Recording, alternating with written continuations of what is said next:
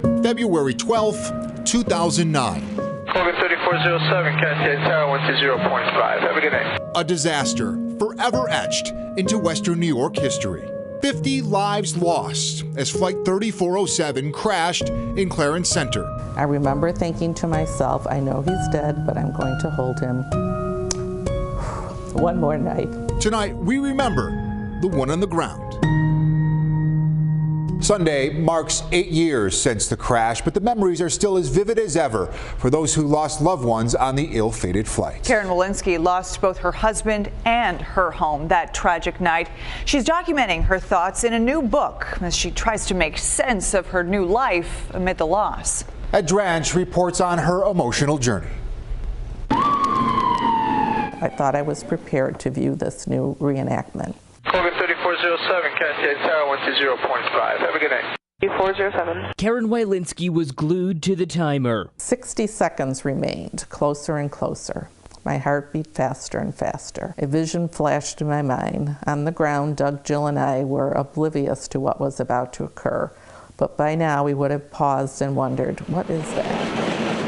It was Continental Connection Flight 3407, stalling before crashing into the Walenskys' Clarence Center home. She recalls the sound in her new book, a sound that still haunts her 8 years after the crash. Every time a plane goes over yet, I still like stop in my tracks and just kind of wait. Even the wind reminds Walensky of what she lost, her house, and her husband Doug, often referred to as the one on the ground. The day after the crash, my daughter and I were, we had put the TV on. Welcome to World News. And the headlines, air tragedy. That was the first time, I guess, I saw where, how many people were on the plane. The crash site was an inferno. All 49 passengers and crew were killed, as was one person on the ground. And one on the ground. It always seemed to me, not that it was an intentional thing, but that Doug was kind of like an afterthought. And that is the title of the book, One on the Ground. Karen writes about the bond she now has with the families of the other 49 victims. But at first, she says, she didn't feel connected. There'll always be that difference. Doug was not on the plane. He was by himself.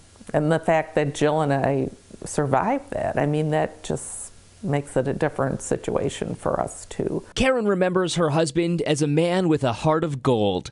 He was one of the good guys, she wrote, a great loving father to his girls, and the best person for me to share my life with. He was kind of like a soulmate, I guess you would say.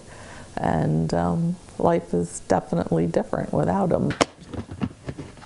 Some of their memories were salvaged from the site, now kept in the basement. One more. In plastic boxes. Part of Doug's Buffalo memorabilia. Doug was an avid collector of all things Buffalo, sports and history. From newspapers to stadium seats, what was found at the site was tagged, itemized, and boxed with an eerie reminder of the crash. Her childhood doll was even found amid the chaos. But to sort through it all... How can I just put everything behind me? I can't. I can't.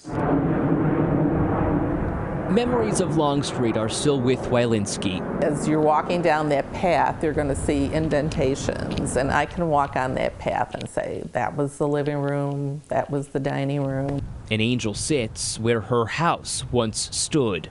It is the scene of a dream about Doug.